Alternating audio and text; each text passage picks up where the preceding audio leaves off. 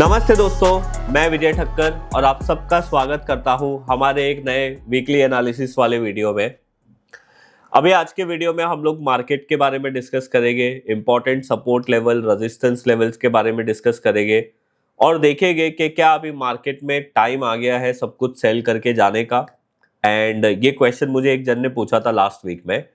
But ये सब शुरू करने से पहले मैं आप लोगों को एक अपडेट देना चाहता हूँ कि मैं आ रहा हूँ 11 अप्रैल को नासिक में और 25 अप्रैल को हैदराबाद में।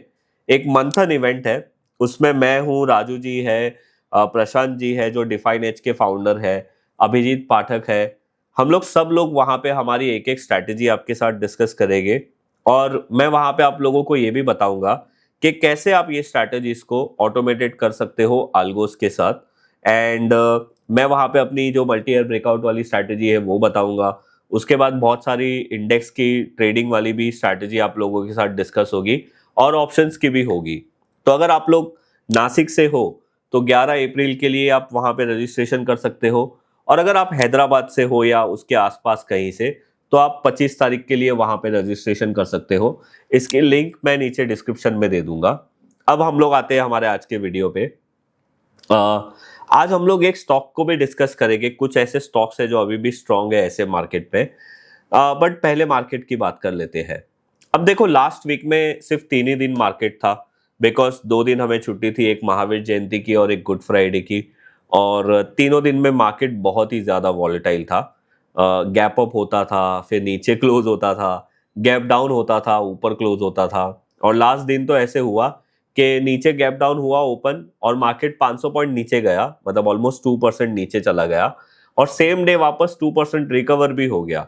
मतलब सेम डे मार्केट ने 500 पॉइंट नीचे 500 पॉइंट ऊपर, मतलब ऑलमोस्ट 1000 पॉइंट का मूवमेंट आ गया। तो ये लास्ट वीक में होता रहा एंड क्रूड ऑयल का प्राइस भी बढ़ा। उसके बाद हम लोग ने देखा कि एफआईएस लोगों की सेलिंग भी कंटिन्यूसली बढ़ रही है। तो चलो अभी जाते हैं निफ्टी के चार्ट में और देखते हैं कि क्या भाई ये टाइम है मार्केट में सेल करके निकलने का या कुछ और भी हम लोग देख सकते हैं। तो देखो, आप यहाँ पे देख सकते हो निफ्टी का ये मंथली टाइम फ्रेम का चार्ट है। अब आप यहाँ पे देखो, लास्ट मंथ मतलब मार्च महीने का जो कैंडल बना है यहाँ पे almost 11% down last month market था। और अगर आप थोड़ा बहुत जूम आउट करके निफ्टी के चार्ट को देखोगे ना तो आप रियलाइज करोगे यार इतना बड़ा फॉल वाला चार्ट कैंडल मतलब मंथली बेसिस पे अभी बना ही नहीं था। एक कोविड में बना था, वो ऑलमोस्ट 23% का था कैंडल। वैसे कोविड का कैंडल तो बहुत नीचे तक गया था पर 23% पे क्लोज हुआ था। और अक्टूबर का देखोगे तो 6% और फेब का देखोगे तो 5% का था। तो देखो, ये एक अच्छी साइन नहीं है इतना बड़ा बेरिश कैंडल बनना, वो भी मंथली टाइम फ्रेम पे। बट अगर आप वीकली टाइम फ्रेम पे आके देखोगे तो आप देखो, हमने ये लेवल को बहुत बार डिस्कस किया है कि पहले मार्केट को यहाँ पे सपोर्ट था 24,330 के पास। वहां पे ब्रेकडाउन होने के बाद मार्केट नीचे आया है और अभी मार्केट अपने इंपॉर्टेंट दूसरे सपोर्ट लेवल के पास है विच इज 21,970 से लेके 21,750। अगर ये लेवल मार्केट ब्रेक कर देता है तो और भी हमारे लिए ज्यादा खराब हो जाएगा। और एक तरीके से ये बहुत ही ज्यादा इंपॉर्टेंट सपोर्ट लेवल है मार्केट के लिए। और आपको और एक चीज मैं यहाँ पे ये बताता हूँ कि सपोर्ट तो ये है बट जो मेजर रेजिस्टेंस है, अगर आप ये डेली टाइम फ्रेम का चार्ट देखोगे ना तो मार्केट कंटिन्यूसली लोअर लो लोअर हाईज बनाते जा रहा है।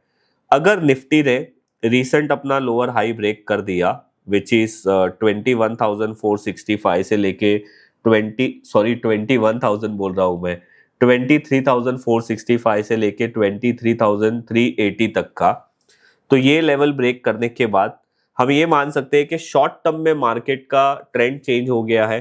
तो बहुत ज्यादा पॉसिबिलिटी है कि आने वाले टाइम में फिर अच्छा हो जाएगा। बट फिलहाल ये लेवल ब्रेक होना बहुत ज्यादा इंपॉर्टेंट है।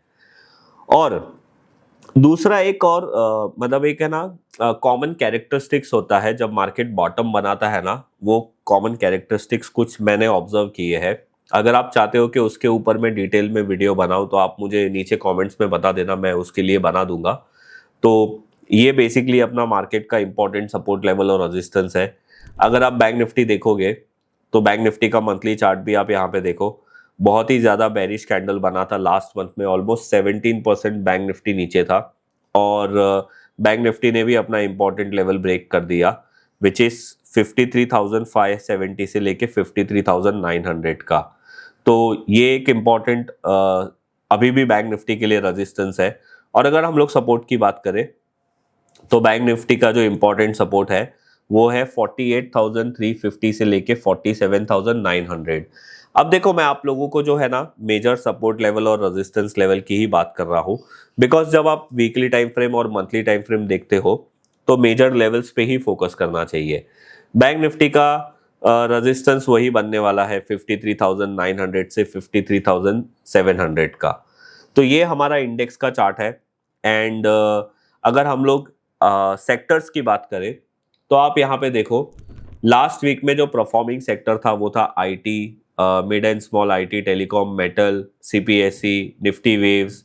और अगर लास्ट वीक के हम लोग अंडर परफॉर्मिंग सेक्टर की बात करें तो वो है पीएसयू बैंक, एक्स बैंकिंग मतलब financial service, x bank, financial services के और दूसरा सेक्टर हो गया, कोर हाउसिंग हो गया, कंज्यूमर ड्यूरेबल हो गया।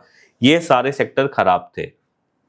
अब आप एक चीज समझो, यहाँ पे आईटी ने लास्ट वीक में परफॉर्म तो किया है पर आईटी कुछ महीने से एक अंडर परफॉर्मिंग सेक्टर रहा है। तो आईटी में हम लोगों को रिवर्सल सेटअप देखने पड़ेंगे स्टॉक्स में कि कौन से स्टॉक वहां पे कर रहे हैं। तो आप वो जाके चेक कर सकते हो। मैंने परसिस्टेंट का चार्ट देखा था, मुझे वहां पे एक डेली टाइम फ्रेम पे एक रिवर्सल ब्रेकआउट जैसा दिखा है, आप भी जाके देख लेना। अभी हम लोग अगर एफआईएस की बात करें तो आप देखो लास्ट ये तो महीने वाला है, लास्ट मंथ में एफआईएस ने ऑलमोस्ट 1,25,000 करोड़ की सेलिंग की है। अब ये अब तक की हाईएस्ट सेलिंग है। और आप यहाँ पे देखो जुलाई मंथ से एफआईएस कंटिन्यूसली सेलिंग कर रहे हैं और ऑब्वियसली डीआईएस का तो बाइंग ही रहेगा। बट अगर हम लोग डेली की बात करें तो मतलब ऑब्वियसली लास्ट 3 दिन से एफआईएस की सेलिंग कंटिन्यूसली है, तो ये भी एक चीज खराब है। डॉलर इंडेक्स की बात करें तो 100 के आसपास ट्रेड कर रहा है, इंडिया विक्स 25 के आसपास ट्रेड कर रहा है। मैंने आप लोगों को ये बोला था कि इंडिया विक्स 30 के ऊपर जाता है तो बहुत ज़्यादा प्रॉब्लम हो सकती है हमारे लिए। क्रूड ऑयल की अगर हम बात करें तो ये भी $106 के आसपास ट्रेड कर रहा है।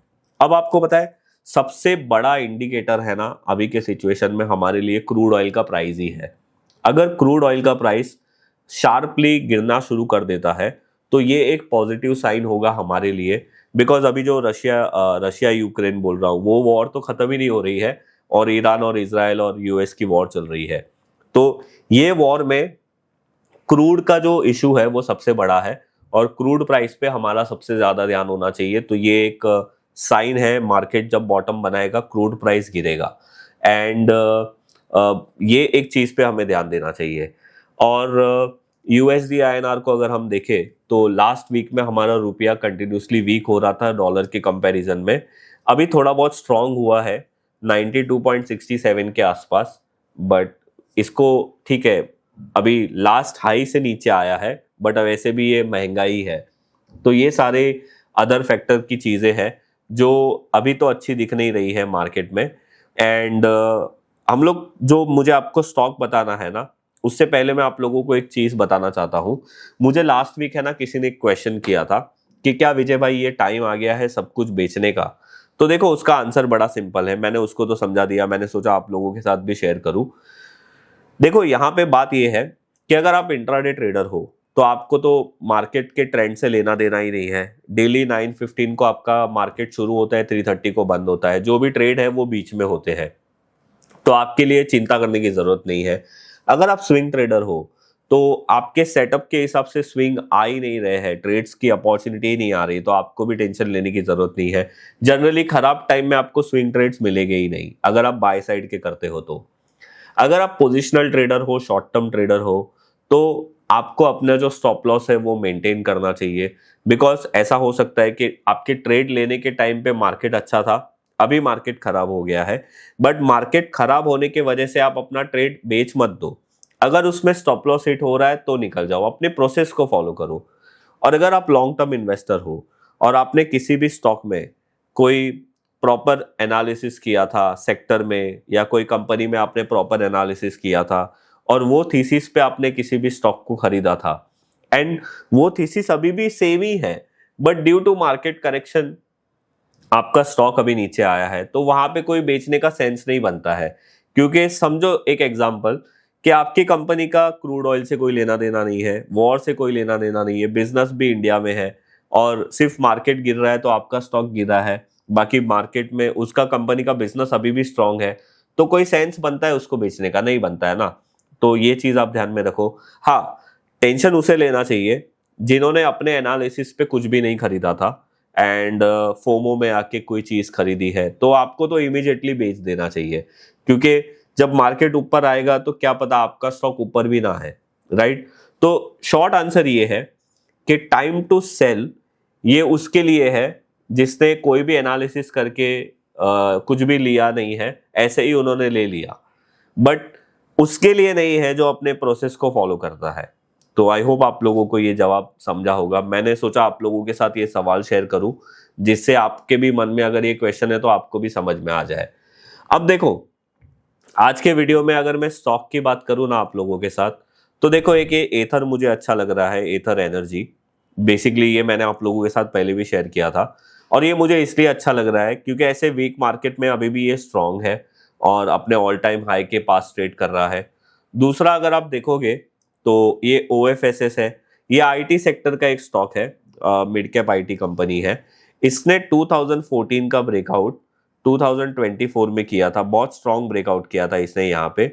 उसके बाद ये स्टॉक बहुत ऊपर भी गया था, but because of IT issue अभी जो चल रहा है मार्केट में, ये स्टॉक नीचे आया एंड अभी यहाँ पे ये अपॉर्चुनिटी दे सकता है। बट देखो यहाँ पे ब्लाइंडली बाय नहीं करना चाहिए, आप डेली टाइम फ्रेम में जाके इसके ट्रेंड को देखो। जैसे अभी देखो यहाँ पे इसने डाउन ट्रेंड के बाद थोड़ा बहुत बेस बनाया, अब यहाँ पे ये ब्रेकआउट करेगा तो ये जो स्विंग लो है उसके स्टॉप लॉस से आप लोग इसको देख सकते हो। तो ये आप एक स्टॉक देख सकते हो। वैसे ये मल्टी ईयर ब्रेकआउट जब हुआ था तब बहुत ही अच्छी अपॉर्चुनिटी थी, इसको मैं फ्रेश ब्रेकआउट बोलता हूँ जो इसने यहाँ पे किया था। और इसके बारे में अगर आप लोगों को ज्यादा सीखना है कि मल्टी ईयर ब्रेकआउट्स क्या होते हैं, मल्टी ईयर ब्रेकआउट्स के स्टॉक्स हम लोगों को कैसे ढूंढने चाहिए, और भी बहुत सारी चीजें हैं, एंट्री एग्जिट, इसको ट्रेल कैसे करना चाहिए, तो उसके रिलेटेड मैंने एक कोर्स बनाया है। अगर आपको उसके बारे में सीखना है तो उसकी लिंक मैं नीचे डिस्क्रिप्शन में दे दूंगा, आप वहां पे जाके हमारा कोर्स ले सकते हो। और वैसे ऐसे खराब मार्केट में ये सारी चीजें हम लोगों को करनी चाहिए, कंटिन्यूसली कुछ ना कुछ नया सीखना चाहिए। तो अगर आपको सीखना है तो उसकी लिंक नीचे डिस्क्रिप्शन में दे दूंगा, आप जाके देख सकते हो। उसके बाद देखो कैनरा बैंक भी अच्छा है, बट अगेन इसने कुछ महीने पहले यहाँ पे ब्रेकआउट किया था, बट अभी वो लेवल के पास है। बट इसका मतलब ये नहीं है कि ब्लाइंडली हमें यहाँ पे बाय करना चाहिए। इसका यहाँ पे पॉजिटिव रिवर्सल दिखता है तो ही हम लोगों को देखना चाहिए। और भी बहुत सारे स्टॉक्स है, बट फिलहाल मेरे नज़र में यही है। और मैं कुछ खास आप लोगों के साथ अभी शेयर भी नहीं करूंगा क्योंकि ज़्यादा अपॉर्चुनिटी मार्केट में है भी नहीं। बट ऐसे खराब सिचुएशन में मैं आप लोगों को सिर्फ एक रिक्वेस्ट करूंगा कि आप लोग लीवरेज मत लीजिए और पेशेंसली अपने, अगर आपका ट्रेड आपने प्रॉपर एनालिसिस करके लिया है तो होल्ड करिए। अगर आपका स्टॉप लॉस हिट नहीं करता है तो ऐसे ही डर के पैनिक में आके आप डिसीजन गलत मत लीजिए। तो बस ये था हमारा आज का ये वीडियो। आई होप आप लोगों को मज़ा आया होगा। अगर आप लोगों को हमारी रिसर्च एनालिस्ट सर्विस के बारे में ज़्यादा जानना है तो उसकी लिंक भी मैं नीचे डिस्क्रिप्शन में दे दूंगा, आप वहाँ पे जाके चेकआउट कर सकते हो। एंड अगर आपको ये वीडियो पसंद आया है तो लाइक ज़रूर करिए, किसी एक फ्रेंड के साथ शेयर ज़रूर करिए। एंड आप अगर हमारे चैनल पे नए हो तो सब्सक्राइब ज़रूर करिए। मैं मिलूंगा आप लोगों को ऐसे ही कोई नेक्स्ट वीडियो में, तब तक के लिए बाय बाय।